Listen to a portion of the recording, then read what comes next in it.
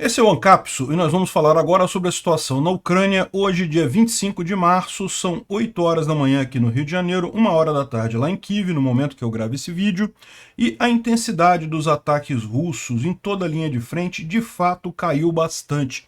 A previsão feita pelo Instituto do Estudo da Guerra de que os russos estavam chegando no máximo de operações, num cume, e já começariam a diminuir a quantidade de ataques, parece verdadeira, né? No final das contas, os russos falharam na sua grande ofensiva que tinham planejado para o inverno e tudo indica estão se preparando para assumirem posições defensivas a partir daqui.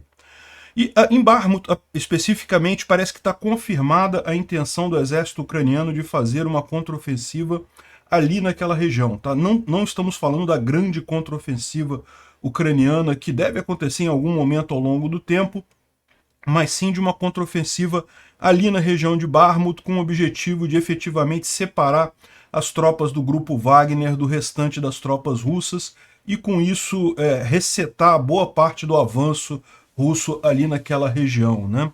O Prigozhin, inclusive, continua reclamando muito da falta de apoio do exército russo. Ele tem falado dessa contraofensiva ucraniana há algum tempo já e ninguém leva a sério, não consegue receber mais reforços, nem munição. Ele está ameaçando agora simplesmente abandonar totalmente a luta ali na Ucrânia, né? E surgiram mais reclamações de soldados russos por serem usados como bucha de canhão em vários locais da frente, e ao mesmo tempo surgiu a informação sobre o Batalhão dos Ricos lá da Rússia, né? Parece que eles deram um jeito para aquele pessoal filho de político importante, filho de magnata, filho de artista conhecido, que não conseguiu fugir da Rússia a tempo de evitar a mobilização. A Rússia criou um batalhão dos riquinhos que fica, adivinha, na retaguarda, né? É lógico, não vai para a linha de frente. Enfim, outra boa notícia, a Rússia se comprometeu a devolver mais 56 crianças ucranianas sequestradas de forma ilegítima, né? Vocês lembram, já devolveram 17 ontem, ou agora estão prometendo mais 56. Excelente notícia, parece que o mandado de prisão de fato fez efeito. Vamos falar sobre esses e outros assuntos em detalhes. Essas notícias foram sugeridas por Peter e o Alexander Dugin Gordo, Pamonhas de Piracicaba, Pamonhas Fresquinhas e várias outras pessoas. Obrigado aí ao pessoal que sugeriu a notícia, obrigado a você que está assistindo o nosso vídeo. Se você gosta do nosso conteúdo, por favor, deixe o seu like e se inscreva aqui no canal, né? Pois bem, antes da gente entrar no assunto propriamente, deixa eu fazer uma errata do meu vídeo de ontem. Ontem eu falei que haviam duas instalações militares, duas fábricas grandes russas que prestavam serviço para o exército russo, que teriam pegado fogo, mas eu me enganei. Eu entendi errado porque deram a notícia com dois nomes diferentes, Yaroslav e Aramil, e deram nomes diferentes para os dois casos, então eu achei que fossem duas coisas diferentes, mas não, é a mesma fábrica. Aramil é o nome da cidade e Yaroslav é o nome da região onde está a cidade. Então, de fato, houve um incêndio muito grande, mas foi um incêndio só, e é inclusive numa fábrica que produz motores diesel e também motores para os sistemas de mísseis nucleares Topol-M, um sistema lançador de mísseis nucleares, né? Então é sim um incêndio grande, uma área enorme de uma fábrica militar, mas é só uma. Ontem eu achei que fossem duas. Bom, feita essa correção, vamos falar que teve mais incêndio na Rússia de ontem para hoje, né? Realmente as coisas lá pegam muito fogo. E aqui foi em Moscou uma subestação elétrica no centro de Moscou, perto de um prédio aí, um prédio novo, né? Um prédio moderno, pegou fogo lá na subestação, e também teve aqui em Rostov um armazém de celulose, de produtos de celulose, que pegou fogo também ali na região, né? Então teve mais dois incêndios aqui. Realmente é muito comum esse negócio de incêndio na Rússia. Bom, além disso, teve uma outra coisa ontem à noite, que foi uma explosão reportada aqui em Sevastopol, tá? Tem um símbolo aqui. A gente não tem imagens dessa explosão, parece que foi uma explosão muito grande. Segundo o pessoal estava comentando nos bloggers russos ali da região, o pessoal estava falando sobre isso, né?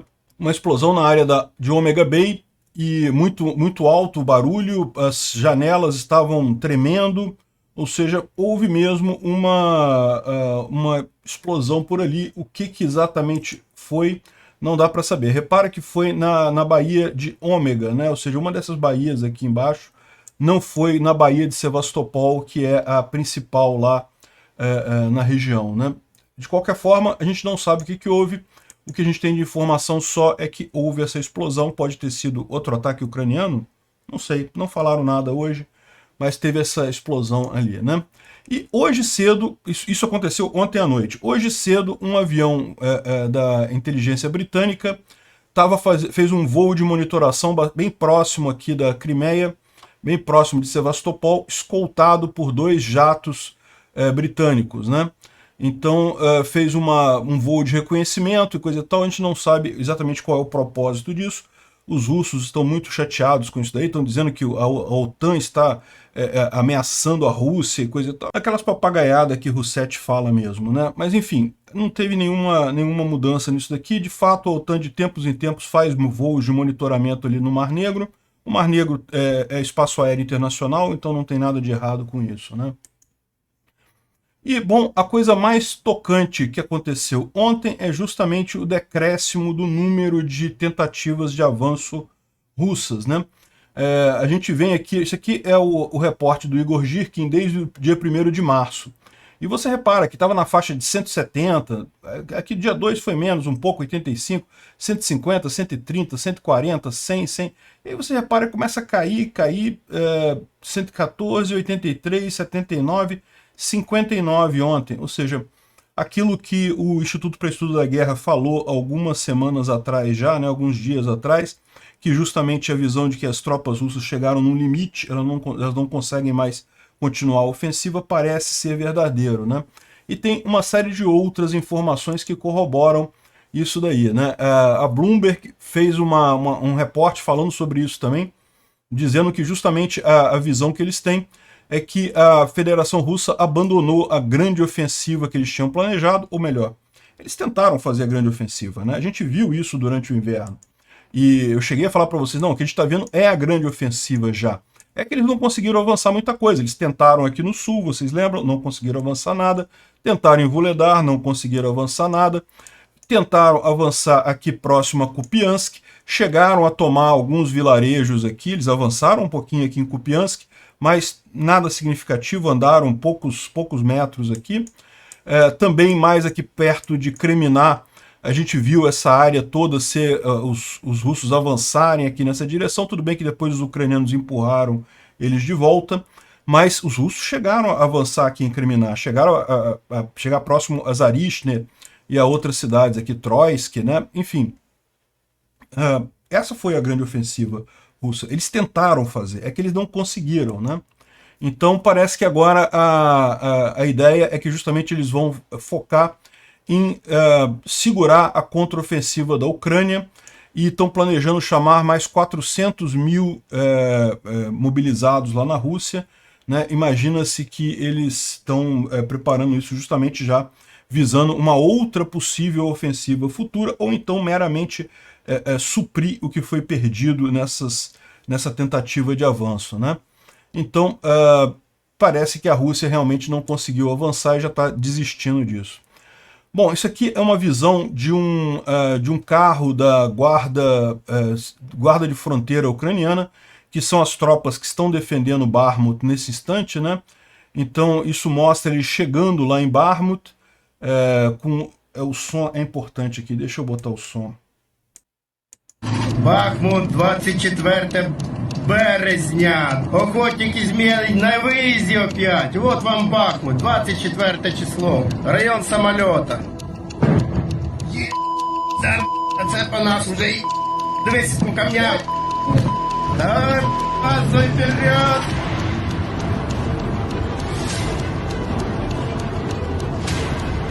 Ми проскочили кінець зв'язку.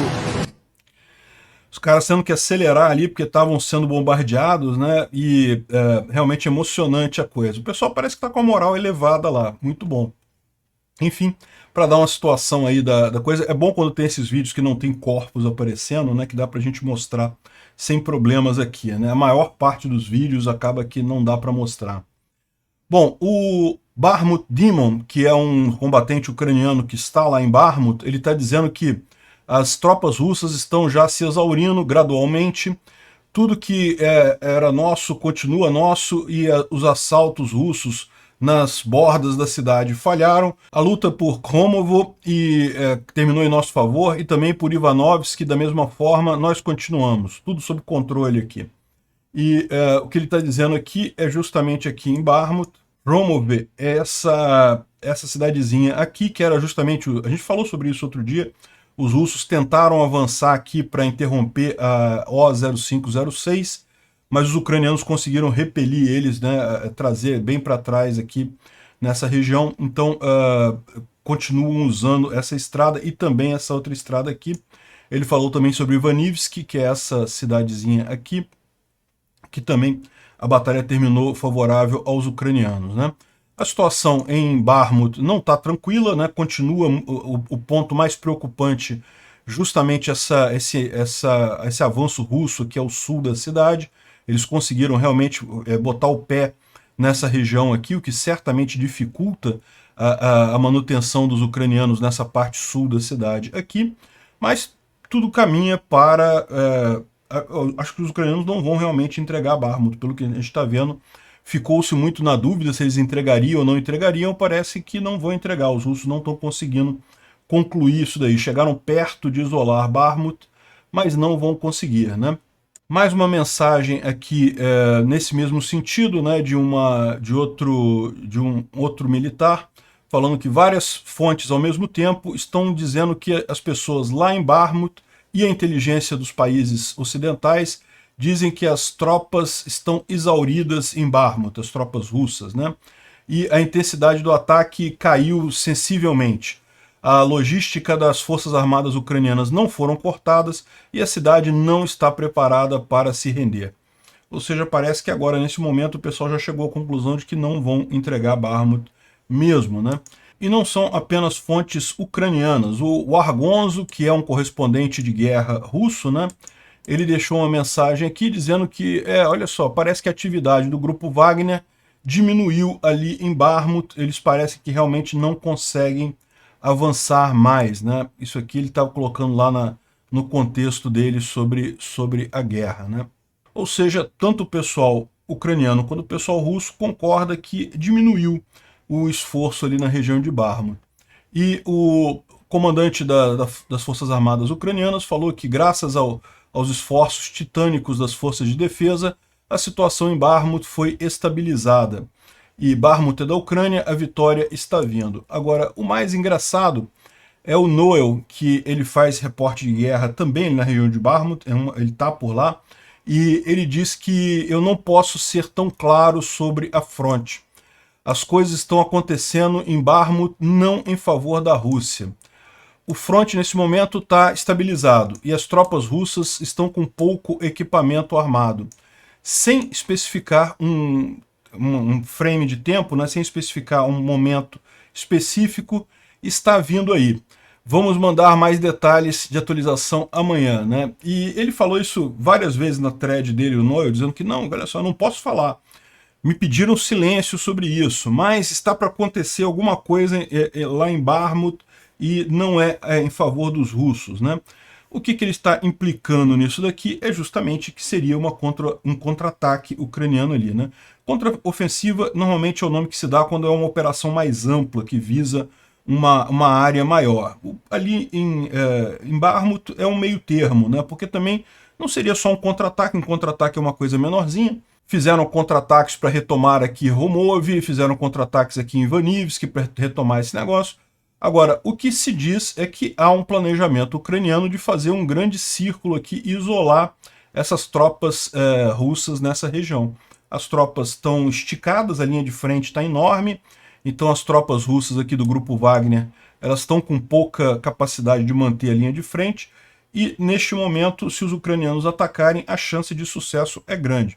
Vão fazer isso? Não vão fazer isso? Até onde vai esse cerco as tropas do Wagner? Vão partir aqui de Bilorivka, né, essa cidadezinha aqui, Vesely, coisa e tal.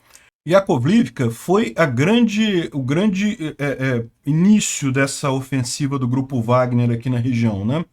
Essa área toda aqui estava nas mãos dos ucranianos e até que os russos tomaram Yakovlivka, e depois que eles tomaram Yakovlivka, eles conseguiram atingir o flanco ucraniano aqui em Soledar, tomaram Soledar, e aí a partir daí foi só um dominó atrás do outro, chegando aqui. E a mesma coisa aqui no sul, os ucranianos, os russos fizeram a partir de Ozarianivka, né? Então, da mesma forma, toda essa parte aqui que foi tomada pelos russos começou... eles tomaram Ozarianivka, com Ozarianivka eles atingiram o flanco ucraniano em Kurdyumivka, tomaram Kurdyumivka, e assim foram até pegar toda essa área aqui, né? Pode ser que os ucranianos façam a exata mesma coisa, né? Entrem por aqui, tomem Yakovlivka e refaçam os passos dos russos nessa região. Ou talvez seja uma coisa mais consolidada aqui dentro, só nessa região aqui, talvez. Enfim, não sabemos o que é, mas o pessoal está justamente implicando que existe uma ação que eles não podem falar ainda, porque deve estar acontecendo, e que seria uma coisa positiva para os ucranianos ali na região, né? Vamos aguardar. O Zelensky deixou claro que ainda a Ucrânia não tem capacidade de lançar uma ofensiva. Segundo ele, está esperando a entrega dos tanques, artilharia e os foguetes americanos MLRS, né? Então, ou seja, ainda está no aguardo. Ele está falando isso para tentar acalmar o pessoal, porque, como a gente viu ontem, inclusive, no vídeo, o Prigozhin está falando que não, que a contraofensiva ucraniana vai ser logo no início de abril e coisa e tal. E eu também acho que não vai ser no início de abril, deve ser mais para frente, da segunda metade de abril, eu acho o mais provável, meados de abril, mas já tem gente falando em maio, junho, enfim, vamos ver, né? Certamente vale a pena esperar os tanques para essa grande ofensiva ucraniana. Agora, isso não é impedimento para uma ofensiva localizada ali em Bakhmut, né? Ali a coisa é diferente, talvez eles já tenham equipamento suficiente para isso. E o Prigozhin, ontem a gente falou sobre o Prigozhin, que está dizendo que iria diminuir a presença lá na Ucrânia e aumentar a presença na África, né? Mas, na verdade, parece que a ameaça que ele fez para os russos é muito maior do que essa. A ameaça que ele fez é justamente de abandonar totalmente a Ucrânia e mandar todo mundo para a África, justamente porque não está tendo apoio do comando do exército russo, né? E é aquele negócio, parece que realmente o que aconteceu ali foi uma briga de egos, né? Com Prigozhin sendo a única parte do exército russo, né, das forças russas, que conseguiram avançar nos últimos dias, né, nos últimos meses, ele acabou ganhando uma notoriedade muito grande e, no final das contas, começou a ficar uma briga de egos lá com o próprio exército russo, né? Enfim, talvez o exército russo queira exatamente isso, que o grupo Wagner saia dali e né, deixe essa guerra. Talvez esse seja realmente o momento ideal para os ucranianos, no final das contas, já que está tendo essa briga toda entre o exército russo e o grupo Wagner, né, seria o momento ideal para resolver esse problema. Afinal, fica esse dilema se o grupo Wagner vai para a África, fica na Ucrânia e coisa e tal. Os ucranianos fazem o contra-ataque ali, pegam as tropas do Wagner todas, destroem elas todas. Pronto, acabou o dilema. Não tem mais dilema de saber se fica, se vai. Já foi todo mundo. Resolvido o problema. Bom, o Khodakovsky é um blogger militar russo, né, e faz parte também do exército russo, do batalhão Vostok. Ele está falando aqui que o inimigo, no caso os ucranianos, estão ficando mais ativos. O número de tiros de artilharia, né, de rounds de artilharia, aumentou dezenas de vezes, né? Segundo eles estão dizendo aqui, por que os ucranianos estão atirando mais, né, estão fazendo mais tiros de artilharia? Simplesmente porque eles têm mais munição neste momento. E com os russos acontece a mesma coisa, quando eles têm mais munição eles usam, quando tem menos, usam menos, né? Adicionalmente, os ataques com drones aumentaram, né? A técnica de soltar pequenas granadas, isso realmente gerou um grande problema, e agora eles estão usando mecanismos mais avançados. Eles atacam em grupos com muitos drones, vários drones ao mesmo tempo, para agir como um disfarce, né? Então, porque os russos têm, os ucranianos têm também, aquelas armas para derrubar drone, né? Aquela arma que manda um pulso magnético, eletromagnético e derruba o drone. Mas é aquele negócio, isso demora tempo, né? E se vem um monte de drone, você vai tentar um deles, vai derrubar um deles, mas de repente os outros conseguem chegar. Enfim, parece que estão usando esse tipo de tática lá também para incomodar mais ainda os russos, né?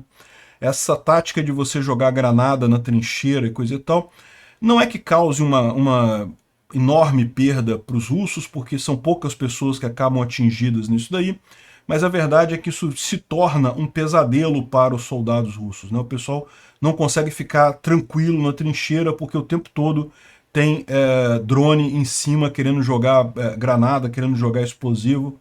É sempre muito mais o impacto psicológico da coisa. O soldado não se sente seguro na trincheira, né? Bom, a gente falou sobre Bakhmut, que está praticamente parado, mas também em Avdiivka a situação ficou estabilizada, né? Em Avdiivka a gente chegou a falar alguns dias atrás. Em Avdiivka, como a gente já falou no último vídeo, esse mapa aqui está exagerado, esses avanços vermelhos aqui, mas o fato é que os russos chegaram a tomar Krasnohorivka, Vesely e Kamianka, mas essa outra área aqui não conseguiram avançar tanta coisa assim não. Avançaram um pouco ao norte aqui de Optine, nessa região aqui de floresta, mais aqui um pouco ao norte. De qualquer forma, está muito longe de fechar o cerco aqui em Avdiivka, e a informação que a gente tem é que a situação se estabilizou por lá também, né?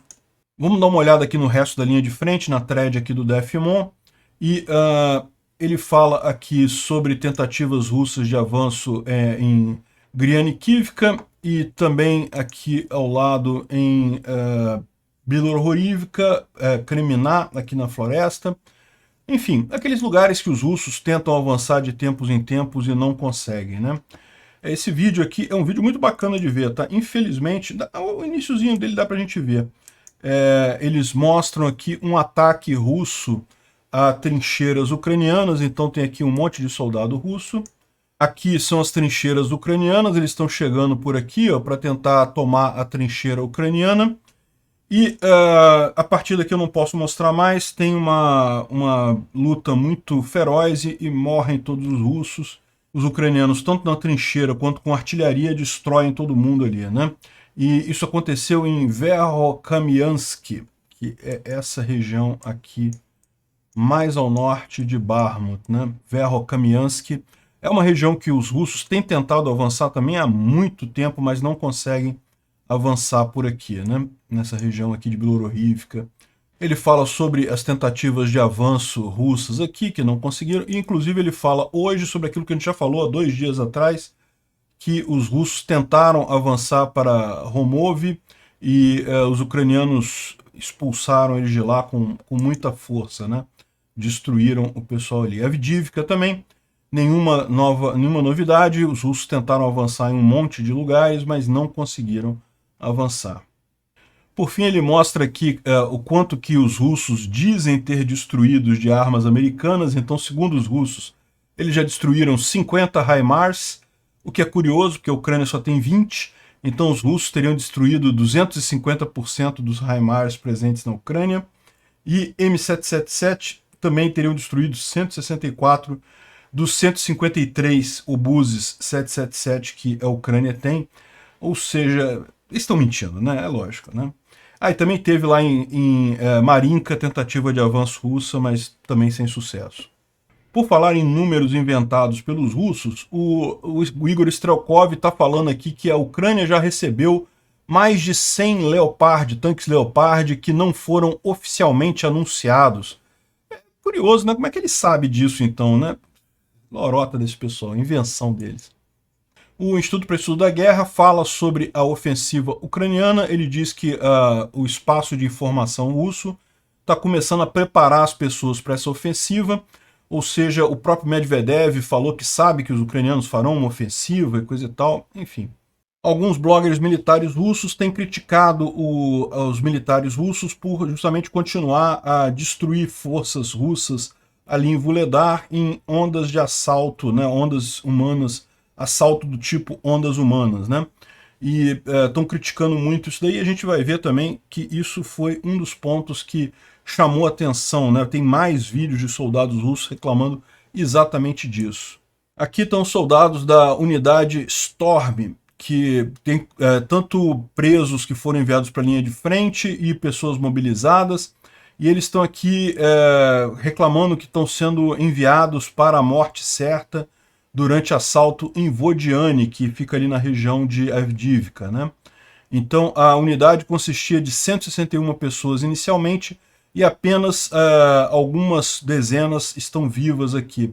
Eles reclamam ainda que os soldados estão sendo extorquidos, né? Então se o soldado não pagar para o comandante, ele é enviado para a linha de frente imediatamente e se ferir lá, ele não tem atendimento médico e coisa e tal. Pois é, os caras estão reclamando muito. Não é só eles, não. Também um grupo de soldados russos aqui está reclamando porque diz que os oficiais que comandavam eles da chamada DPR, né, da, entre aspas, República Separatista de Donetsk, eles simplesmente abandonaram as posições e deixaram apenas os mobilizados lá, sem comando, sem saber o que fazer e coisa e tal. Mais reclamação dos russos ali. Enquanto os soldados de nível mais baixo, né, reclamam, tem um batalhão que não tem problema, né? Você sabe, um dilema que acontece lá na Rússia é que o pessoal que é filho de gente de mais alta classe, lá, filho de político, filho de pessoas ricas e coisa e tal, eles não querem ir nessa guerra, eles não são malucos, né? Eles não comem cocô. A maior parte deles vazou para o exterior, fugiu na cara dura, né?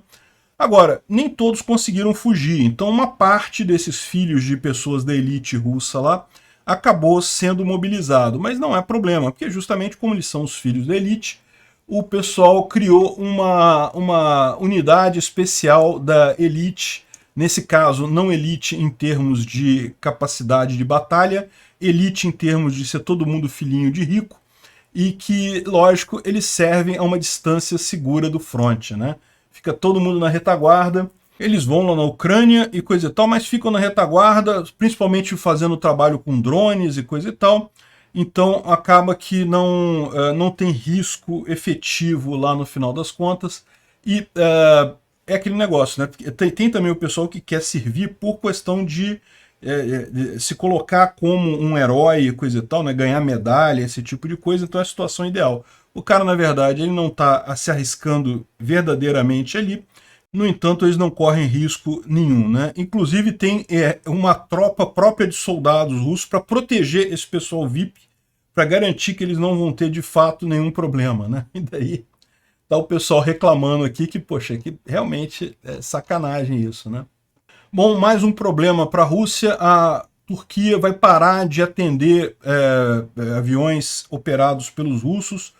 Hoje em dia a Turquia é um dos poucos países que ainda mantém linhas de voo regulares da Rússia, são muito usadas pelo pessoal russo que quer fugir de lá, foge para Istambul, né?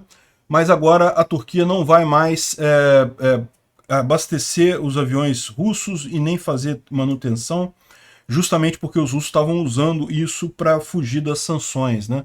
Mandava um avião já quase quebrando para a Turquia e lá arrumava uma emergência, uma manutenção de emergência e acabava conseguindo contornar as sanções impostas à Rússia, né?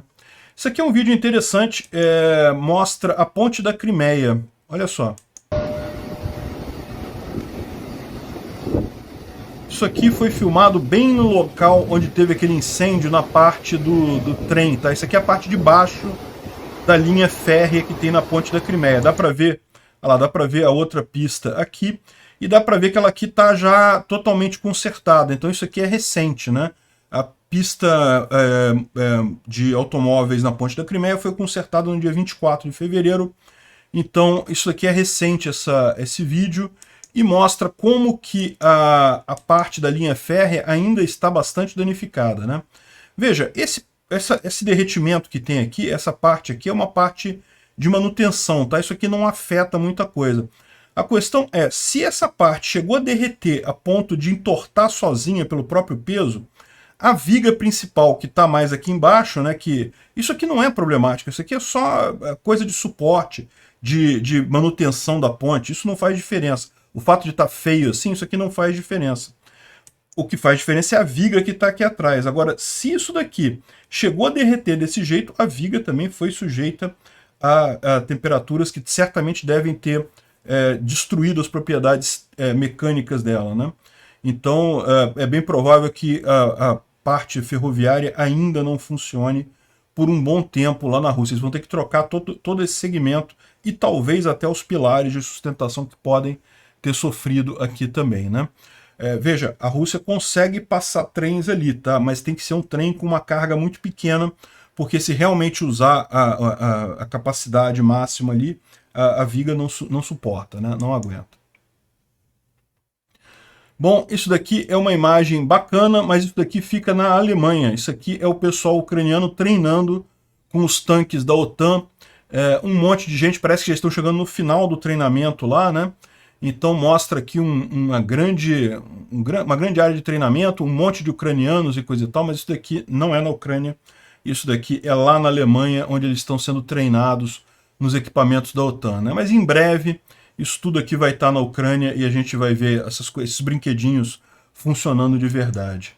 Vários países estão doando aviões para a Ucrânia, a gente já falou sobre isso, e um problema que a Ucrânia tem agora é que nos modelos ocidentais eles não têm pilotos suficientes para F-16, para modelo da OTAN, né? É lógico, os pilotos ucranianos podem ser treinados nesses aviões, mas o treinamento leva tempo. Até o piloto pegar a capacitação completa para pilotar um avião desse, leva muito tempo, um tempo que a Ucrânia não tem. Então, uma alternativa que eles estão colocando é justamente que pilotos estrangeiros que quiserem poderão ser aceitos na Força Aérea da Ucrânia para voar os caças ocidentais. E parece que já tem um monte de voluntário para isso, e é uma saída interessante para esse caso, né? Vamos ver se isso consegue, de fato, viabilizar os F-16 na Força Aérea Ucraniana. Bom, uma excelente notícia, parece que outro dia mesmo chegaram 17 crianças que tinham sido sequestradas, né, ali na região de Kherson, foram devolvidas pelos russos, e agora a Lvova Belova prometeu devolver mais 56 crianças. É um bom passo, é uma coisa positiva. Agora, é lógico, isso daí não chega nem perto das mais de 3.600 crianças que foram levadas para a Rússia. Ainda tem muita coisa para ser devolvida para os ucranianos ainda, né? Ainda continua sendo um crime muito severo, mas dá para ver que isso gerou preocupação para o pessoal. É aquilo que eu falei para vocês. O Putin tira de letra essa condenação no Tribunal Penal Internacional. A própria Lvova Belova também não vai ter problema para ela. Mas para pensar no pessoal que está abaixo deles, né? Você começa a ter um monte de gente que começa a ficar assim, não vou obedecer essa ordem. Se eu obedecer essa ordem, eu estou me condenando no futuro. A gente sabe que essa coisa não está indo tão bem assim, essa guerra, e no final das contas, isso que acaba atrapalhando esse tipo de situação. É assim que acaba funcionando esse tipo de coisa, né? Então, ok, 56 crianças devolvidas é um bom começo, mas ainda tem muita criança para ser devolvida ainda. Bom, e por fim, deixa eu dar um aviso a vocês, né? Houve essa semana na esfera de informação ucraniana alguns problemas. O pessoal brigou muito, por quê? Porque se descobriu que algumas pessoas que estavam coletando apoio para a Ucrânia, na verdade, estavam embolsando o dinheiro do apoio, né? Infelizmente, esse tipo de coisa acontece. Existem, de fato, várias iniciativas interessantes para ajudar a Ucrânia, mas muita gente se aproveita e, infelizmente, isso acontece. Acontece aqui no Brasil também com o pessoal que ajuda as cidades que estão em alagamento. Sempre surgem os espertinhos que falam, não, eu vou ajudar o pessoal na cidade tal e coisa tal, e na verdade coleta dinheiro e sai com dinheiro e não ajuda ninguém, né? Enfim, esse tipo de coisa é complicado, por isso que desde sempre eu falo para vocês, eu tenho 3 pontos que eu acho que é válido de doar dinheiro para a Ucrânia, se vocês tiverem interesse, quiserem ajudar a Ucrânia. O primeiro deles é o site U24Gov.ua, que é do próprio governo ucraniano, então é o mais fácil de doar. Você pode doar diretamente para a defesa ucraniana, ou seja, o dinheiro que vai ser usado pelos militares ucranianos, ou se você preferir, eu não quero ajudar militar, não quero ajudar na guerra, você pode ajudar em apoio médico, ou pode ajudar a reconstrução da Ucrânia depois da guerra. Então você pode decidir como que o seu dinheiro vai ser usado, pode mandar em criptomoeda, Swift, depósito, cartão de crédito. É a maneira mais fácil de você doar, é justamente usando esse site do governo. Mas vocês sabem, nós somos um canal anarcocapitalista, a gente não acredita que o governo é o ideal. Nesse caso, não tem muita alternativa, porque eles não têm alternativa que não seja usar um governo contra o governo opressor dos russos.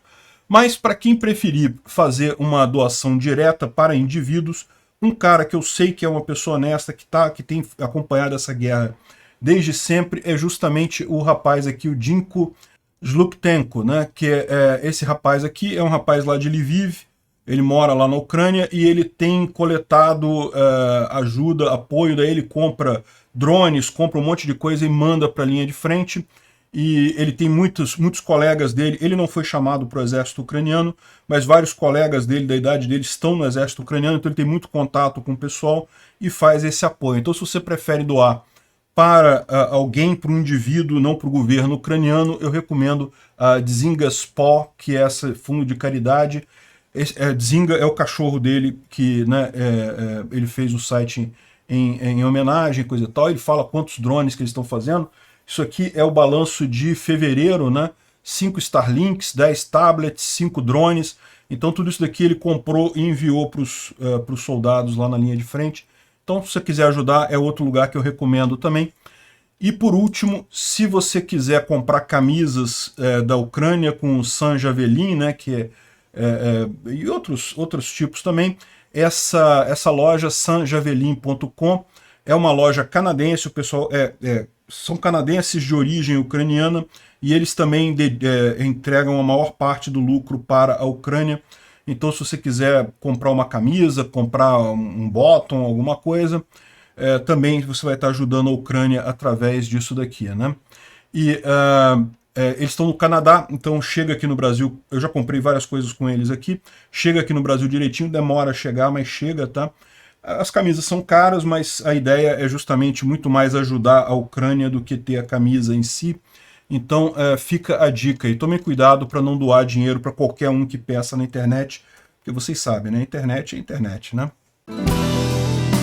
Obrigado por assistir o vídeo até o final. Além de curtir, compartilhar e se inscrever no canal, considere se tornar patrocinador com valores a partir de R$ 1,99. Clique no botão Seja Membro abaixo para saber as condições e vantagens de patrocinar o canal. Mais informações sobre o nosso projeto, visite nossos sites indicados na tela.